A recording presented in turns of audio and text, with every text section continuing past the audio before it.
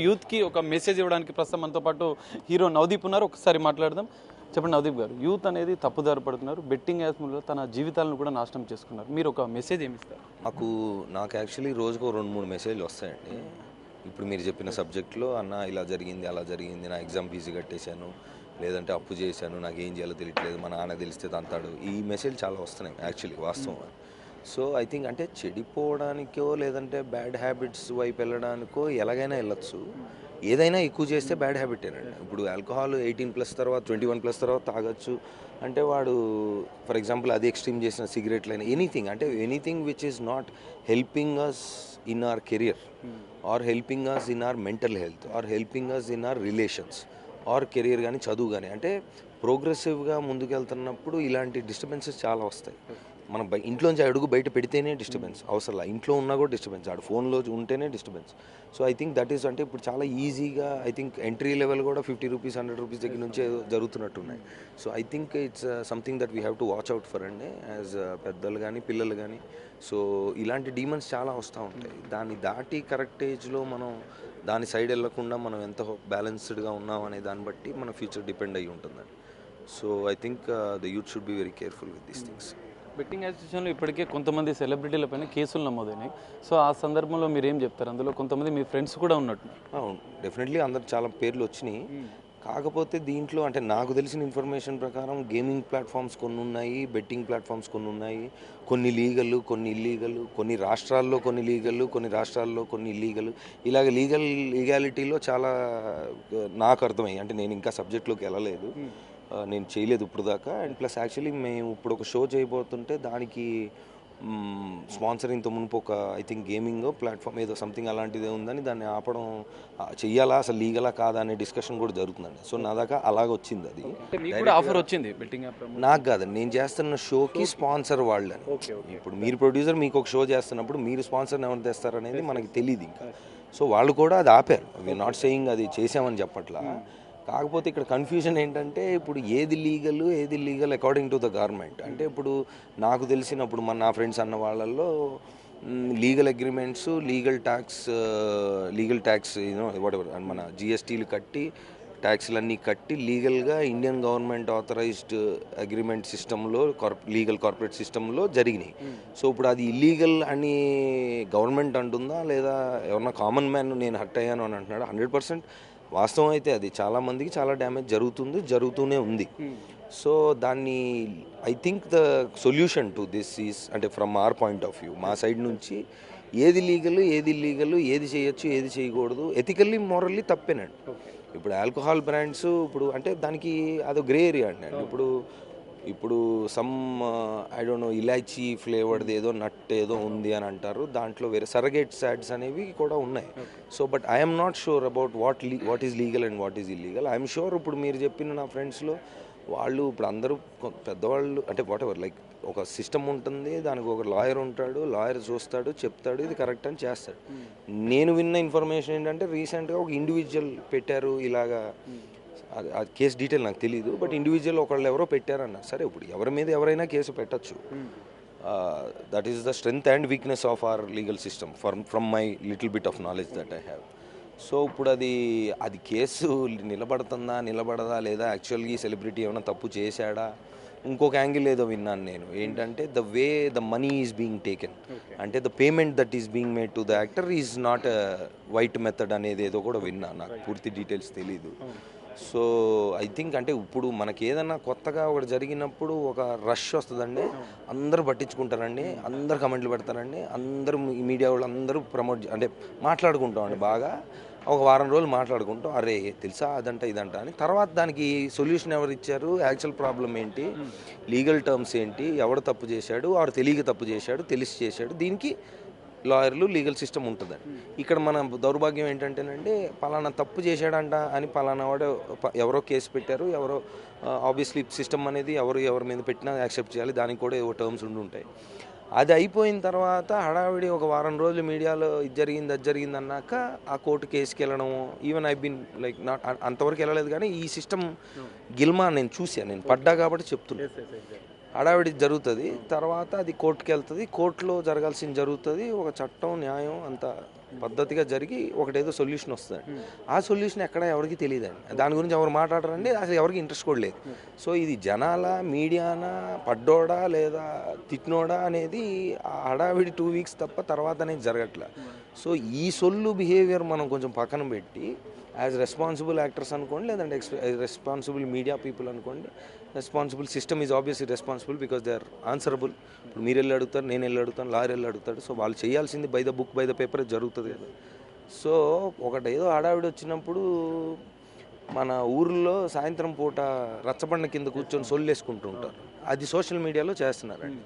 దాన్ని దాటి కొంచెం ముందుకెళ్ళి యాక్చువల్ ప్రాబ్లం ఏంటి, వాట్ ఈస్ ద సొల్యూషన్ అనేది జనాలకి ఇన్వాల్వ్ అయిన వాళ్ళందరికీ అదే ఇంట్రెస్ట్తో చూపిస్తే కొంచెం బాగుపడద్దండి. లేకపోతే ఇలాగే మాట్లాడుకుంటూ ఉంటామండి, ఏం జరగదండి. అది నా ఉద్దేశం. సొల్యూషన్ మీ ఏం అభిప్రాయపడతారు, ఎలాంటి సొల్యూషన్? లీగల్గా రావాలి కదా. ఇప్పుడు అది నాకు పూర్తిగా సిస్టమ్ నాకు తెలియదు పూర్తిగా చెప్పడానికి. నేను సొల్యూషన్ వచ్చినప్పుడు దాని గురించి కూడా మాట్లాడుకోవాలి, ఇదే ఇంట్రెస్ట్ తోటి అన్నా. మరి అంతే కదా, ఇప్పుడు ప్రచారం ఆడంట వాడు దొరికాడు అనే ఇంట్రెస్ట్, ఆ తర్వాత అది కాదంట ఇదంట అని వస్తుంది కదా ఒకటి కోర్టు నుంచి. దాని గురించి ఎవరన్నా మాట్లాడతారా? లేదండి. మనకు కావాల్సింది టైం పాస్ అండి, అదే జరుగుతుంది. ఇంకొకటి సార్, కొంతమంది అంటే చిన్న నటులు కావచ్చు, సోషల్ మీడియా ఇన్ఫ్లుయెన్సర్లు, యూట్యూబర్లు పెద్ద ఎత్తున బెట్టింగ్ యాప్స్కి ప్రచారం చేస్తున్నారు. అట్లాంటి వారికి ఏమైనా మెసేజ్ ఇస్తారు? అది ఇల్లీగల్ అయితే సిస్టమ్ చూసుకుంటుంది కదా. అది డెఫినెట్లీ ఇప్పుడున్న పరిస్థితుల్లో ఒకటి ఏది దాయడానికి స్కోప్ లేదు. బయటికి వెళ్ళి మనం అబద్ధాలు చెప్పచ్చు, ఇది కాదంట అదంట అని. సో న్యూస్ల్లో అంటే ఒక నా మాట అనగానే నేను న్యూస్లోకి వచ్చి వీడియోలు పెట్టి ఇదంతా ఒక సైడ్ జరుగుతుంది. కానీ I'm saying if anybody is interested in bringing a real change, then the system is giving you the answer to it. దాన్ని పట్టుకొని దాన్ని ప్రచారం చేస్తే తెలియనివాడికి కూడా తెలిసి వస్తుంది కదా. ఇప్పుడు వీళ్ళు కూడా ఇప్పుడు కొంతమంది నిజంగా తప్పు చేసినా అది తెలిసి చేశారో తెలియజేశారో లేదంటే ఏమన్నా ఏదో ఒకటి జరిగి ఉండొచ్చు, నేను కాదంట్లా, 100% జరిగింది. చాలామంది హర్ట్ అయ్యారు. ఇక్కడ మెయిన్ పాయింట్ ఏంటి, హర్ట్ అవ్వడం అంటే కేసు వేయడానికి హర్ట్ అవ్వడం కాదండి, యాక్చువల్ జీవితాలు ప్రాబ్లమ్స్లో పడ్డాయి, కొంతమంది సూసైడ్లు కూడా చేసుకున్నారు. మరి అది అలాంటిది సొసైటీలో జరుగుతున్నప్పుడు as a society we should come together and find out what the cause and the problem is and find a solution. That's my. Illegal అయితే ఒకవేళ బెట్టింగ్ యాప్స్ విషయంలో ఆధారాలు పోస్టులు సేకరిస్తే సెలబ్రిటీలు అయినా కూడా చర్యలు తీసుకోవాలంటారా? 100% తీసుకుంటారు కదండి. దాంట్లో మీరు నా ఒపీనియన్ ఎందుకండి, దాంట్లో సిస్టంలో ఒకళ్ళు ఎవరన్నా ఎంటర్ అయ్యి ఇలా జరిగిందని తెలిసినప్పుడు లీగాలిటీ దానికి వచ్చిన తర్వాత దానికి ఆన్సర్ ఏంటి, దాని పనిష్మెంట్ ఏంటి ఆర్ వాట్ ఎవర్, దానికి రావాల్సింది జరగాల్సింది అది ఎలాగో సిస్టమ్ జరుగుతుంది. దాంట్లో ఒపీనియన్స్ ఏం లేవండి, అది ఫ్యాక్ట్. ఫైనల్గా నవదీప్ గారు, యూత్కి అంటే బానిస అవుతున్న ఈ బెట్టింగ్ యాప్స్కి బానిస అవుతున్న, జూదానికి బానిసై తమ లైఫ్ని స్పాయిల్ చేసుకుంటున్న యూత్కి మీరు సూటిగా ఏం మెసేజ్ ఇస్తారు? అది మీరు చేతులారా చేసుకుంటున్నారు. అది పక్కన అంటే దాని అయ్యో జరిగిపోయింది అనడం కంటే జరగకుండా చూసుకోవడం ఈజీ. అది చెప్పడం చాలా ఈజీ, చేయడం చాలా కష్టం. అదే ఇప్పుడు దాంట్లో ఉన్నవాళ్ళు ఇప్పుడు నన్ను చూసి ఈ మాట విని అదే అంటారు, నీకెవరా నువ్వేమన్నా చెప్తావా, వాళ్ళకి ఏదో చెప్తారంటే maybe we have a problem or it's an easy money out అండి. ఇదొకటే కాదండి, బెట్టింగ్ అనే యాప్ అనే కాదు, ఎనీథింగ్ దట్ ఈస్ ఎక్స్ట్రీమ్, అంటే చేయాల్సిన దానికంటే ఎక్కువ చేసి లేదా చేయకూడనివి చేసి ఈ ఎక్స్ట్రీమిటీస్ అనేవి ఎంత తొందరగా మీరు గమనిస్తే, ఇప్పుడు మీరు వయసు ఎంతండి?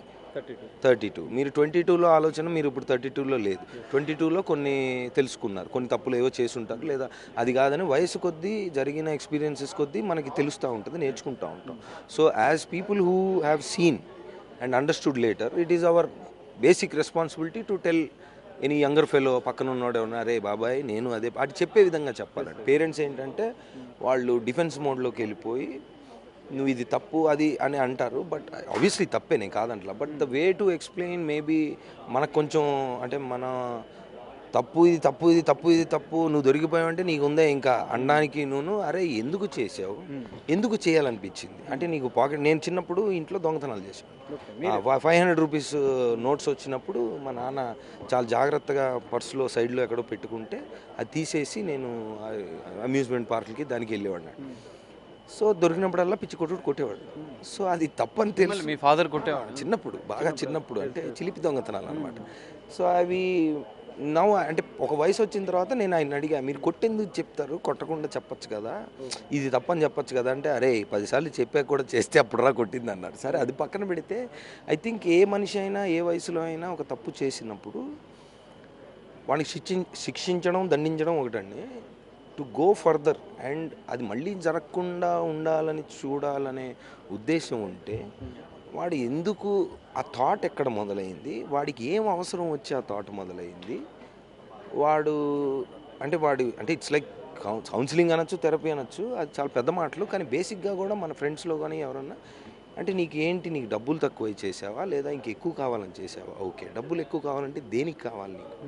ఏమి తగ్గిందని కావాలి నీకు? అంటే ఎంజాయ్మెంట్ కావాలి, ఇలాగ ఏదో ఒకటి ఉంటుంది. So if he break down a mistake of a human in his behaviour, ఒక కోర్ ప్రాబ్లం ఏదో ఉంటుంది. It could be coming from parents, it could be coming from his పక్కన ఫ్రెండ్స్ దగ్గర ఎక్కువ డబ్బులు ఉన్నాయి కాబట్టి వీడు చేయాలనుకుంటున్నాడు, వీడికి అదే మ్యాచ్ చేయాలని, వాడిది పల్సర్ అయితే వీడిది ఇంకోటి చిన్న స్కూటీ కాబట్టి చేయాలనిపించిందా, ఏవో ఉంటాయండి. సో దాన్ని డీకోడ్ చేసి అరే బాబా ఇవన్నీ ఓకే రా ఇలా అనిపిస్తుంది, కానీ this is not the whole truth of life. Like ఇప్పుడు మీరున్న 20 ఇప్పుడు నేను చిన్నప్పుడు నేను చెప్తున్నాను కదా, బట్ ఆ వయసులో ఇప్పుడు నాకు ఫైనల్గా ఏమర్థమైందండి, నాకు ఆ పాయింట్ వల్ల నా స్టోరీలో నాకు egg puff, thumbs up, Secunderabad మన స్కూల్ అయిపోయిన తర్వాత బస్ స్టాప్లో ఎగ్ పఫ్లు 2, థమ్స్ అప్ 1 తాగి బస్ ఎక్కాలని కోరిక. ఇప్పుడు దానికి పాకెట్ మనీ ఇస్తారు, ఇవ్వలేదు, కానీ అది ఇంకొక ఇద్దరికి ఇప్పించాలనో ఏదో ఇలాంటి ఆ కోర్ ప్రాబ్లం ఒకటి దానివల్ల అలా వచ్చిందని తర్వాత తెలుసుకున్నా ఈ వయసులో.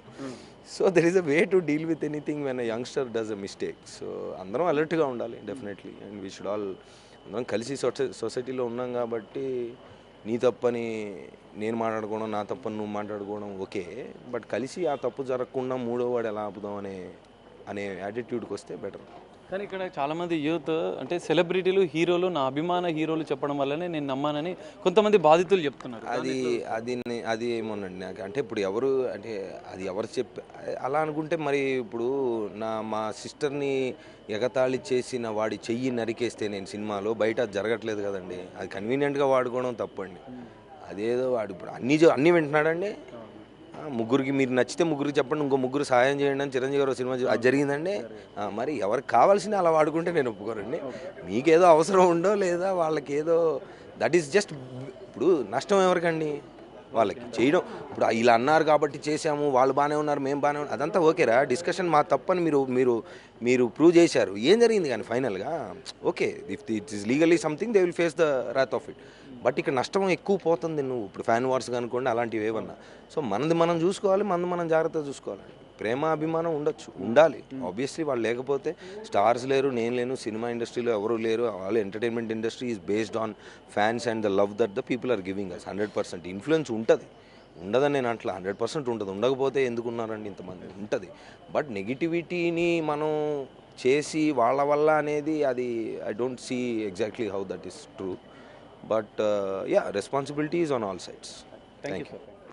సో ఇది మనం చూస్తున్నాం ఇప్పటికే, అంటే సెలబ్రిటీలైనా ఎవరైనా కూడా యూత్ మాత్రం అప్రమత్తంగా ఉండాలి, ఎవరు చెప్పినా వారి జీవితాలను దృష్టిలో పెట్టుకొని మెలగాలని చెప్తున్నారు. అయితే ఇక్కడ లీగల్గా ఇల్లీగల్గా అయినా బెట్టింగ్ యాప్స్ ప్రమోట్ చేస్తే ఎంతటి వారినైనా అంటే చట్ట ప్రకారం శిక్షించాల్సి ఉంటుందని చెప్పి నవదీష్ చెప్తున్న పరిస్థితి కనిపిస్తుంది. యూత్ మాత్రం ముందు జాగ్రత్తలు తీసుకోవాలి, తల్లిదండ్రులు చెప్పే విధానంలో చెప్పాలని చెప్పి ఆయన ఒక సందేశాన్ని ఇచ్చిన పరిస్థితి కూడా మనకు కనిపిస్తుంది. కెమెరామెన్ పరశురామ్తో కలిసి సాగర్, బిగ్ టీవీ, హైదరాబాద్.